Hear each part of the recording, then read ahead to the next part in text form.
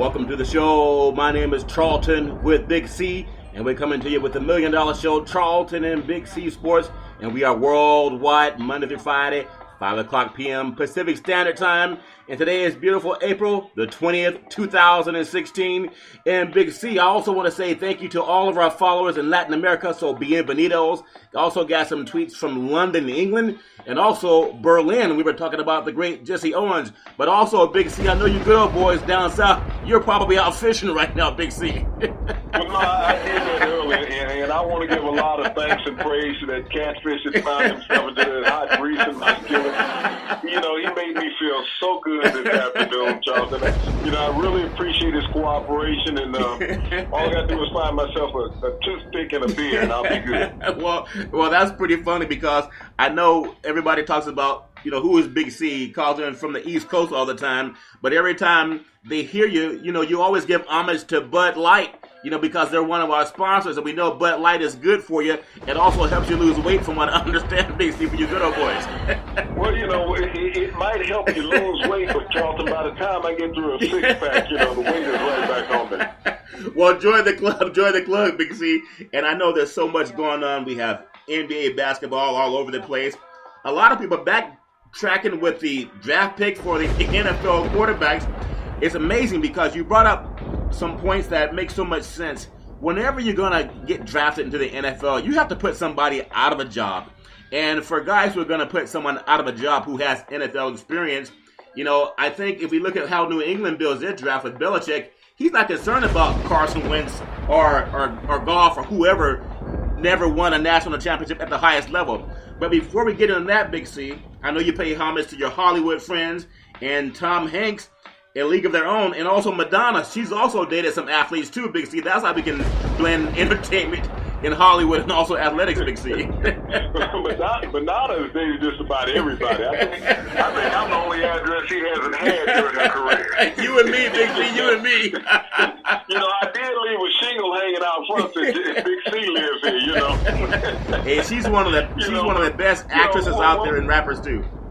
Well, when we talk about, a league of their own, Charlton, and you have to look at the great actors who've been in there.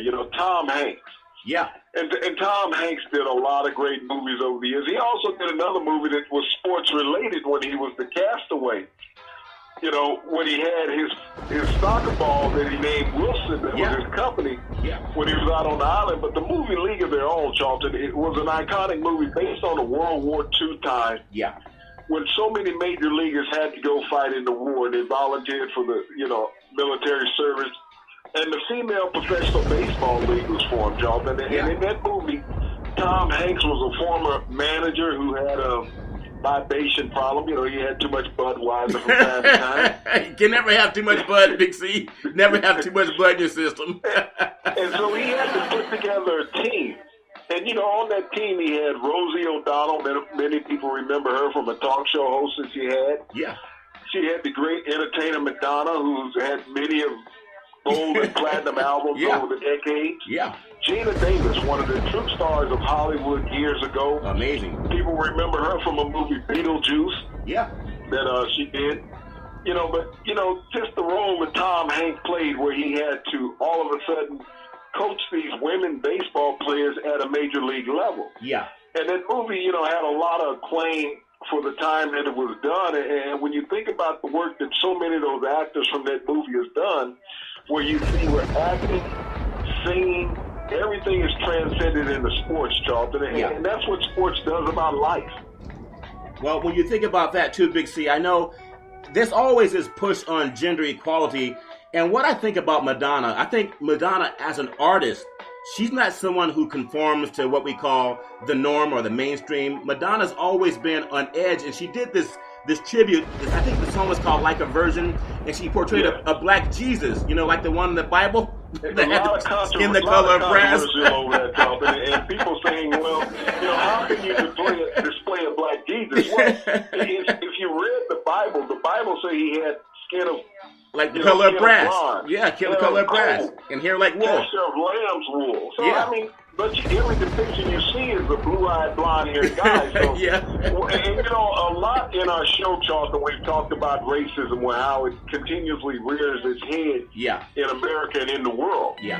But I think the only thing that would have abolished racism in the world, Charlton, from the level that it has gotten to, is the depiction of Jesus in all these life and statuesque and pictorial forms that they have. Yeah. If it followed his depiction in the Bible, Charlton, I think racism would have been abolished, because then they would see that God and Jesus were different than what they've been portrayed. Yeah, because the region of the world is born in Nazareth, north of Jerusalem. That's the region of the world where the people have color. I think Denzel Washington in the movie Malcolm X, produced by Spike Lee, he had that scene. If you can, and Denzel's great.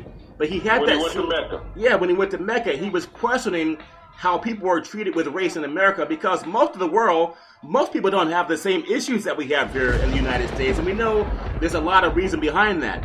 And Charlton, in the desert, Charlton, it's very hard to find someone blonde-haired, blue-eyed, and pale skin. Right. Just from the heat alone, you're going to have complexion, okay? Yeah.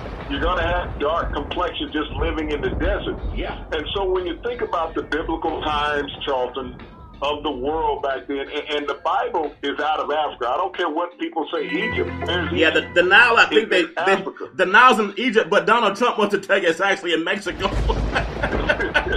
So, be careful who you listen to. And where they're written at and where they came from, the origin of things. Yeah. All of that leads out of Africa. Yeah. The origin of man leads out of Africa. Yeah, that's true.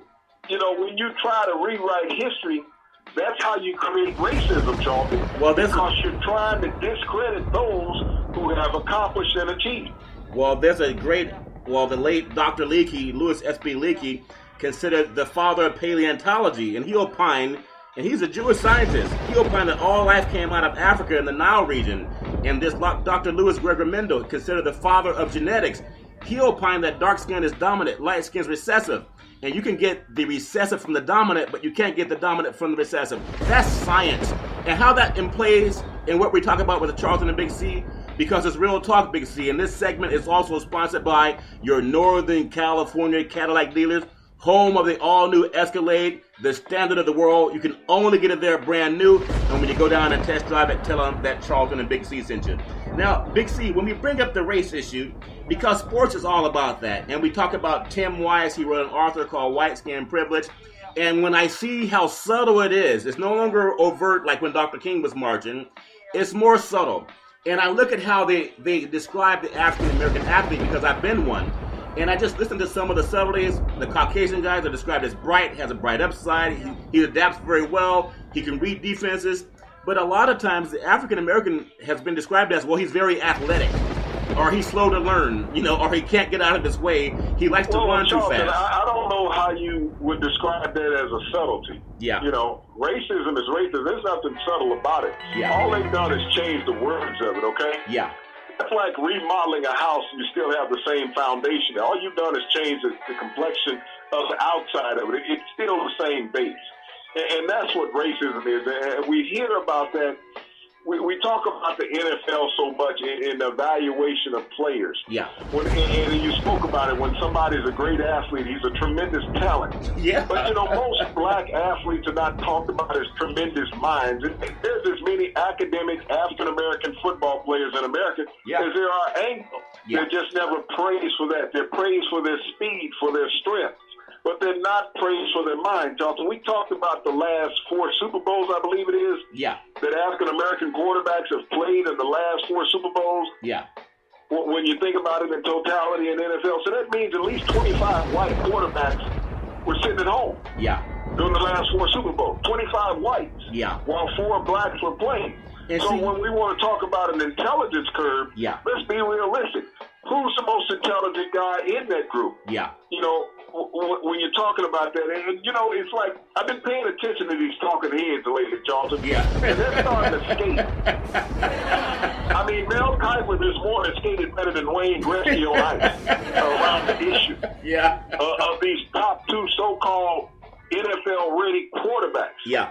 Now, he changed his tune this morning, saying what it takes 2 to 3 years to develop an NFL quarterback. Now, he's saying that Carson Wentz and Jeff Goff are NFL ready. Even though Jeff Goff never won a Pac-12 championship. But winning doesn't matter. Carson Wentz only played in 7 games last year as a senior at North Dakota. But see, Big C, he got hurt by some 6-foot defensive lineman playing Division III football. So I want to see when he runs into Ndamukong Suh, J.J. Watt, and players of that caliber, Charlton. Well, see, Big C, the problem you have right there, where you get it wrong is you're down in the Southeast countries. You see a lot of SEC football where guys, what matters down there is if you win. Real football, Charlton, real football. Well, we take time off for spring football, but we play real football down here. I was talking to some good old boy friends about the NBA playoffs and what they thought of Steph Curry, and they said, "What playoffs? Football doesn't start till August." It really doesn't, Charlton. But that's real life. I mean, that's getting dirt on your cleats and your hands in the mud. That's how they play. You don't see all that AstroTurf down here in the South.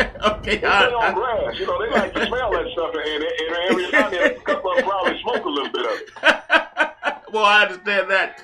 Now, as we get back to this topic, because if people don't bring it up like us, it won't. Because everybody's shaking in their boots. What are people going to think about you if you tell the truth? What are people going to think about you if you say out in public what they say behind closed doors, Big C? And I'm talking about black guys that are saying, hey, you don't want to talk about it, man. You might lose your job. It's like, I own my own show. I don't need their job. But the point is, Big C, I want to bring this up because Iowa State, an ex-Iowa State basketball player, her name is Nikki Moody. Now, she's suing Bill Funnelly, who's the university, there's a state university, Iowa State. Racial discrimination is her claim. And the lawsuit in district court says that the gentleman who's been Iowa State's coach since 1995 has some very racial and harassment statements to her that are more than just coach and player. And so I don't want to get into all of what happened because I wasn't there. But here's an African-American woman bringing racial allegations against a university and a coach. How do we ever get to the point, and Big C, a lot of these good old boy coaches, they used to hit players. Woody Hayes back in the day, he actually clotheslined a guy from Clemson. But we see how these coaches berate these players so much as if they were not on a uniform or in a uniform, it would be called verbal abuse or verbal assault. If it's happening to women, how do we stand up for them, Big C? Well, when you think about that, Charlton, he's off in Iowa, in Ames, Iowa, as a matter of fact, thinking that, he's not going to have any recourse to the media because they're the only thing in town, Iowa State. Yeah. But a player comes out after the end of her playing career, which is what they do. They protect their scholarship, Charlton, because on the university level, a coach can yank a scholarship and that player or former player has no recourse. No recourse at all. When I was in college. Yeah. And it has continued before and even after those days, Charlton. So she got her education out of that. And this is the thing we've talked about, players getting educated. She made sure that she secured her future before she went back. Now, Charlton, this is not as extensive as the scenarios we saw a couple of months ago with this Aaron Andrews. Yeah. But the impact is just as great when a player on the college level, a young lady, not a full adult, a young lady, has to go through this emotional, continuous abuse by a coach who has her career and livelihood in his hands. Yeah. She has to tolerate that for 2 to 3 years, and that emotional duress that she's talking about, she went through the abuse, it's not fake, Charlton, it's real. Well, we saw Bobby Knight at Indiana berate players all the time on the court, abuse players. There was film. That's how he ended up losing his job. We saw the coach at Rutgers just 2 years ago, Charlton, kicking players, hitting them with basketballs, making them stand there and tolerate this. The only way it got out, Charlton, is that it was on video, and it wasn't his first time. It was a continuous act from him. So that was mental and physical abuse that these players have had to go through. Many coaches, Charlton, have done this over the decades. This is the reason why they have closed practices, Charlton. Closed practices so that the public and the media cannot so we don't find out. Coaches throughout America abuse their players. Well, see, this is something also, because this was in the paper just yesterday, that Moody, the former athlete, she said that the discrimination that she suffered led to a hostile education and environment through racial harassment on the Iowa State campus. And she graduated in 2015 as a 4-year starter and a career leader and assist for the Cyclones. Now, I bring that up because, number one, she's a woman, irrespective of the coach being Caucasian, but we know the power struggle. most of these guys are Caucasian. And I'm sure they may berate some of the white players the same way too. But I don't think the white players suffer from the racial discrimination when you're a very small minority on a college campus in the first place. Now, how does that transition to what we're saying, Big C? Also, in Major League Baseball, and I hope the women can get some help.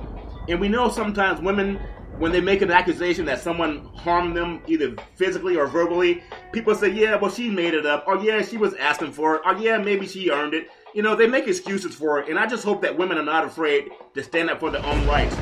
I want to bring that up because of this, Big C. Major League Baseball. Just the past week, allegations from the New York Daily News that on Tuesday, ESPN reported that the St. Louis Cardinals, they found no evidence that the Chicago Cubs outfielder Jason Hayward during the Monday night game at Busch Stadium was assaulted with, racially, given verbal taunts, racial taunts. Now, we're not talking about the Negro Leagues back in the 40s and 50s. We're talking Major League Baseball just this week. So we know that race is an issue. All people talk about it. But how do we keep players safe? And irrespective of black and white, because I'm sure white guys put up with some type of racial taunts too. But how do we address that and keep players safe, Big C, if that makes any sense? Well, Charlton, I don't know if you can protect a player from a drunken fan in the outfield. Yeah. You don't have enough security in the stadium to ward off what people will say. Now, we've seen and heard this over the years. We've seen fans pour beer on African-American players trying to catch a ball in the outfield. Yeah. We've seen that. But I have not seen it against a white player. We've seen all type of incidents that have occurred over the years.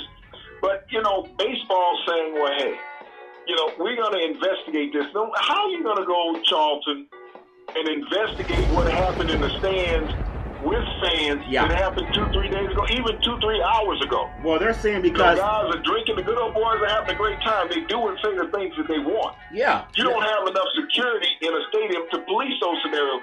And we've seen this, whether it's in a basketball arena, baseball arena, football player arena. Racial epithets come from fans. They do, especially when your team is down. Oh, I've heard it many times, and I've even heard it athlete to athlete. But ESPN Charlton, right now, I heard it as a player. I had racial epithets thrown at me. Matter of fact, I had a coach on the sideline in a game, turned around, and he called me a ghetto N-word. Yeah. You just a ghetto N-word. That means good old nice guy? Is that what you're saying? He calls you good old nice guy, Big C? I turned to the players on the sideline, and I knew these guys. Yeah. I said, if he thinks that about me, what the hell he think about you guys? He play for on your team every day. Yeah.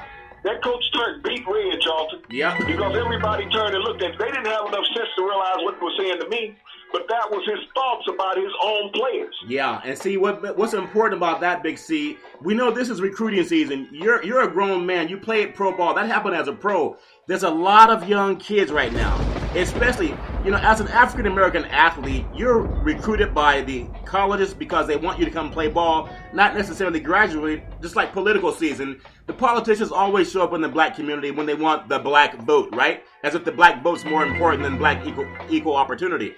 But they get it all the time. And I want to bring this up because we're talking about football again, and I know that you're down in the good old boy South, and I say that flippantly, but I don't take lightly at all the discrimination that black Americans have suffered, even pre-civil rights and post-civil rights, because we know it still goes on in some parts of America, Big C, even in California, but I just think people are more open-minded out here. Maybe I'm naive, but I want to ask you this question because you've talked to a lot of NFL coaches and GMs over the years. When it comes to evaluating players, I know you had some conversations you talked about with a couple of coaches, but when they evaluate players in this coaching thing, I can't believe that Carson Wentz and Jeff Goff would have started in the SEC, Big C. I think they're just a better quality of football. Outside of maybe USC, Oregon, UCLA, the SEC is more talented. But those players are just kind of pushed under the carpet because we got to pay them at the next level. Can't afford to do that. Most of them happen to be African-American, Big C. Well, Charlton, I don't even know if Carson Wentz could have started in the Big 8 or the Big 12, whatever it is now. Yeah, Big 12. Well, when you look at the teams in that conference, now he went under the radar in high school for a reason, okay, Charlton? He wasn't that talented. Yeah. He spent 5 years at North Dakota State. He was only a starter for a year and a half because he got hurt halfway through his senior year. Yeah. So he hasn't shown the durability that that people are expecting of a starting quarterback, Charlton, when you think about that. You know, you want a quarterback that can go out there game in and game out, stand in the pocket. Right. But he hasn't proven that. You look at Jeff Goff, Charlton, played in the Pac-12 conference. Right. He wasn't even the best quarterback in his conference. He never was the Pac-12 Offensive Player of the Year. No, not at all. He was never the Pac-12 first-team quarterback. Yeah. So how is he the best quarterback coming out of college football, and he wasn't never considered the best quarterback in his conference? He didn't do more than Marcus Mariota in that same conference. Not at all. He didn't achieve more than Kevin Hogan in that same conference. I don't even know if he beat Cody Kessler at USC. Well, Kessler up in Utah, Charlton, that he never beat. Yeah, I mean, I think that's so important. And again, it goes back to this book. Tim Wise wrote a book called White Skin Privilege. And I think because these GMs, most all of them are Caucasian, most all of them are good old boys, and they have this thing called cronyism and nepotism where they help their families, or cronyism where they help their friends get jobs. But Tim Wise is a Caucasian male. And he says within the Caucasian community, and many of them won't talk about it because they're comfortable, but they will behind closed doors. That's why I'm bringing this knowledge out there. They know the bias exists. They just don't know how to deal with it because they benefit from it. But there are good people like Dean Smith. There was a time, the great coach of North Carolina, when he traveled around the country to play games, some of the hotels in the South, they would not rent hotels to the black athletes. The great Dean Smith said, if they can't come in, none of us are going to come, and they would take their business elsewhere. That took a lot of character. We talked about Jim Nantz saying that the masters and discrimination is complicated, but because you can't join the club unless you're white, it's a complicated issue. Black and white ain't complicated. Well, Dean Smith, one or the other. You're either black or you're white, and that's real simple. That's why I applaud Dean Smith. It's just like with me sitting down talking with coaches, and I've talked with black head coaches, I've talked with white head coaches. Yeah, I remember years ago sitting down talking with Red Miller. Yeah, you know, he was a coach of the Denver Broncos in the late '70s, early '80s. Yeah, and you know, Red was very open about it, and he was a very pale man with red hair. Yeah. But he was very honest about the players and the type of people that he looked for. He was honest. It wasn't based on color, it was based on character. Yeah.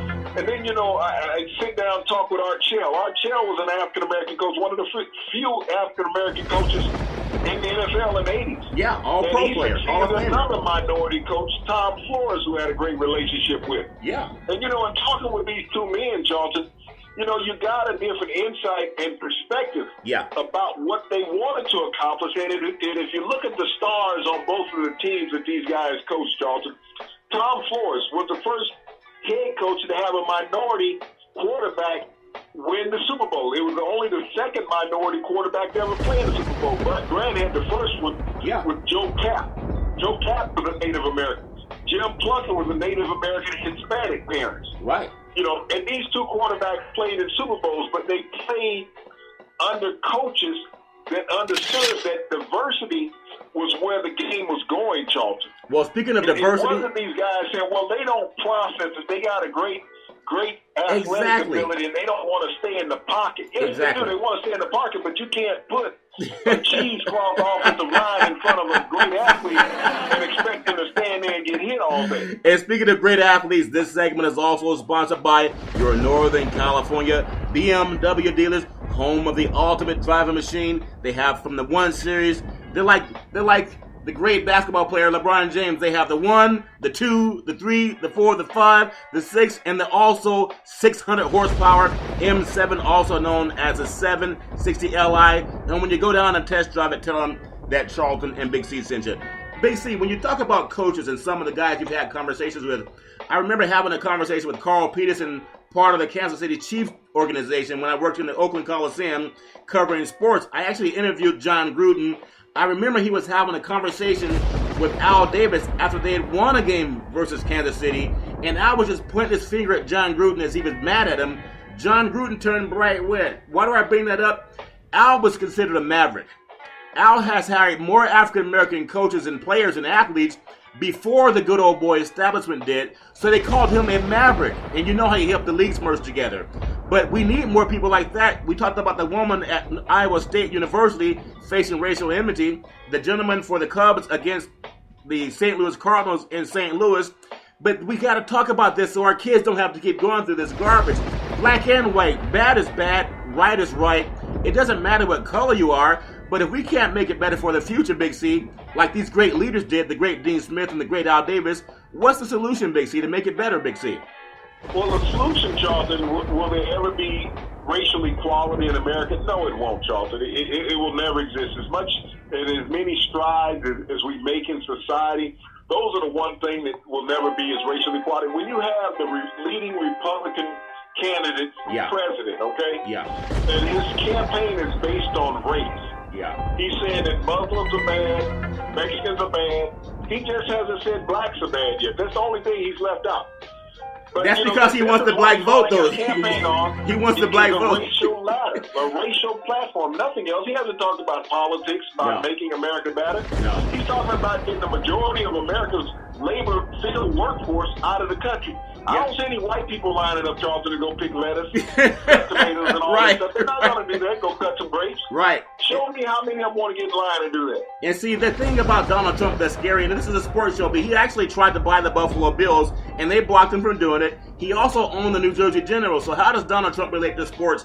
He was also owner of... He owned the New Jersey Generals. What happened to the USSL once Donald Trump got involved? Yeah. As many of his businesses went defunct and bankrupt. Yeah. He also owns Doral down there in Florida, the golf course that is sponsored by Doral, and it's sponsored by Cadillac. Now, because of all this racial insensitivity that the good old boys like, they're talking about maybe pulling out of the sponsorship.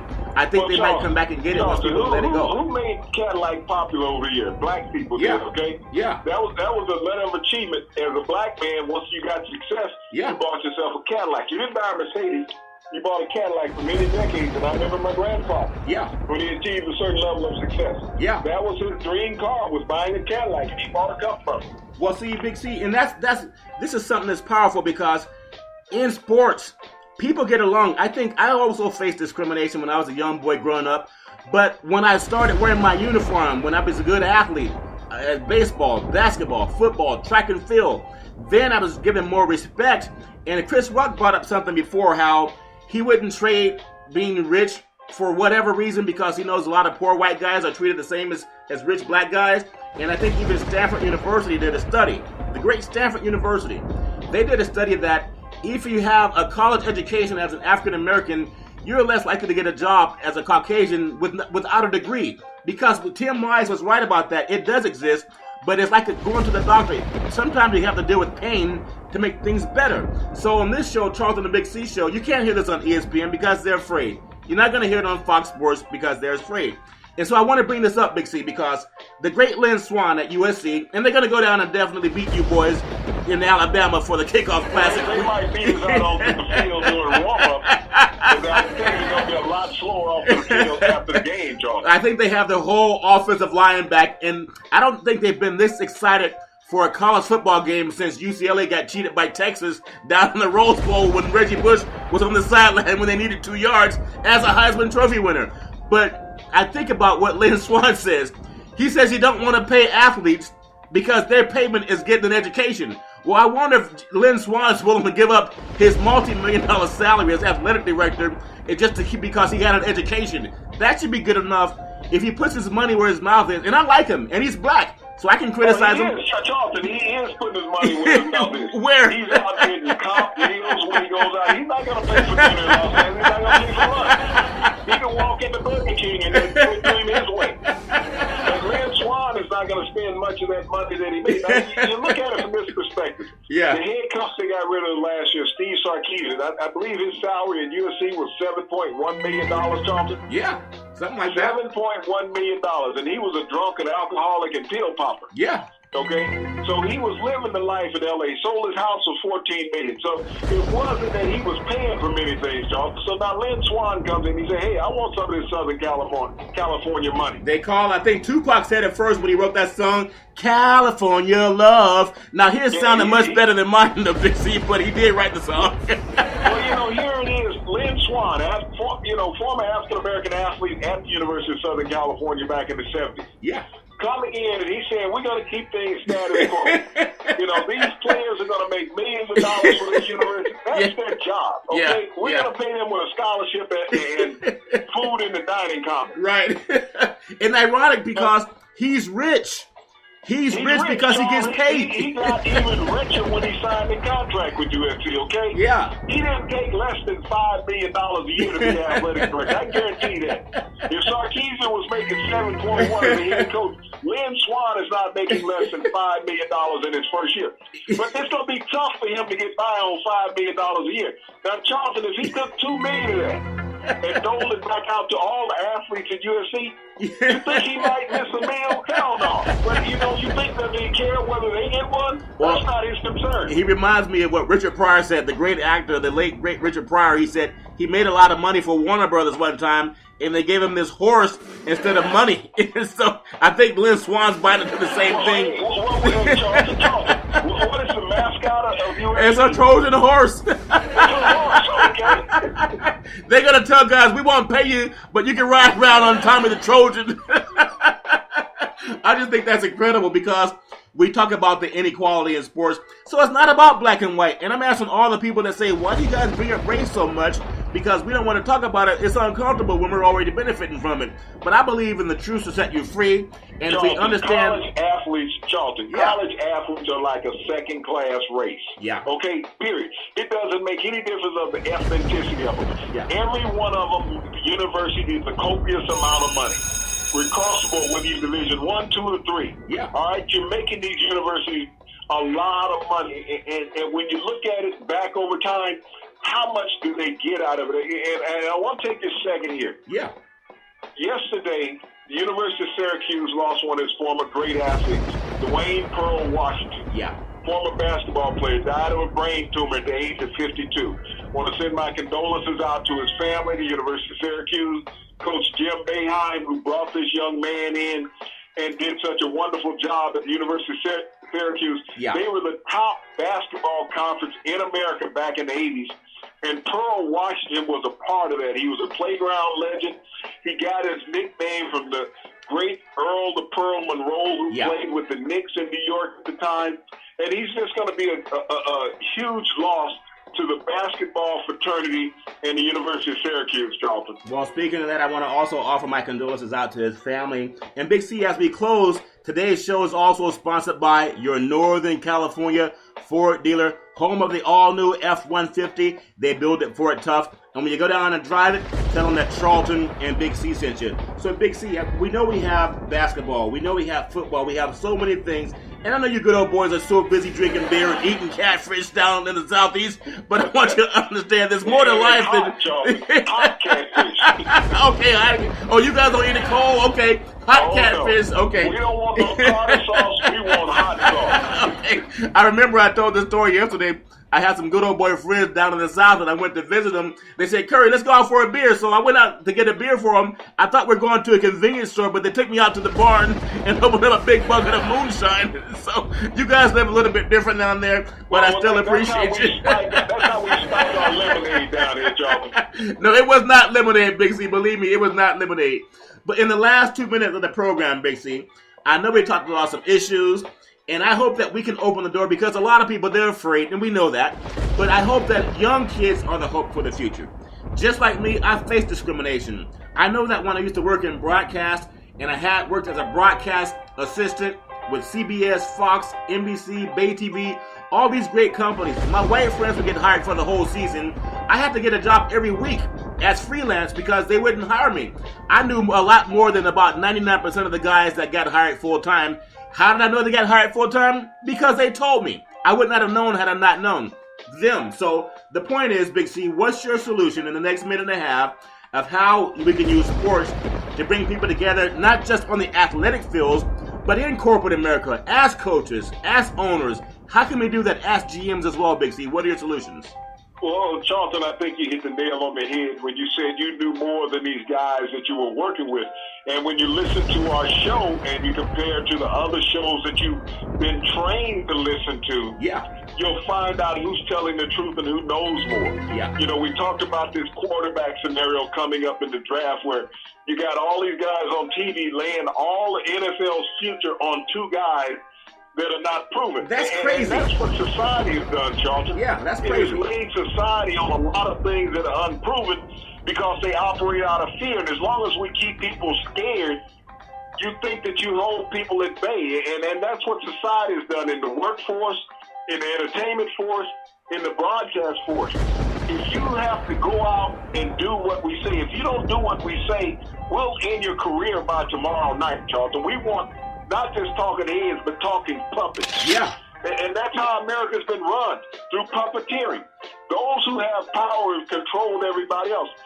There's not a look for equality in America, Charlton. Well, speaking of equality, we get misconstrued, saying, okay, civil rights, equal rights, all that. No.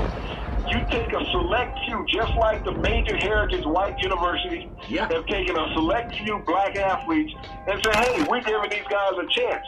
But also, we talked about when a guy gets a job in pro ball, Charlton, how somebody loses a job. Yeah. The historical black colleges lost through desegregation because the great athletes were gone, just like in the Negro Leagues. When you took the young, promising players, what happened 5 years later? The Negro League was disbanded. It no longer existed. Within a decade after Jackie Robinson went to the Major League Baseball, the Negro Leagues ceased to exist because the economic money followed to the major leagues because you can get blacks now in the stands because you integrated onto the field. Well, speaking of being integrated onto the field, I also want to let you know this segment is sponsored by Beneath His Wings Foundation. To support or donate, go to bhwf.org and also contact Cynthia Evans at CYNN Entertainment. She's excellent in promotions in Northern California. Send a tweet out to Charlton and Big C. And also, Big C, we're out of time. I mean, it happens too many times. You got this Rolex watch. I got a Timex. You never let me know we have a... Don't worry about it. Oh, love catfish. Catfish and moonshine. We got to open a restaurant. Big C, the Charlton and Big C Catfish and Moonshine Show every Monday through Friday at 5 o'clock p.m. Pacific Standard Time. We are worldwide on Charlton and Big C Sports. We thank you, we appreciate you, and we hope you have a super fantastic day.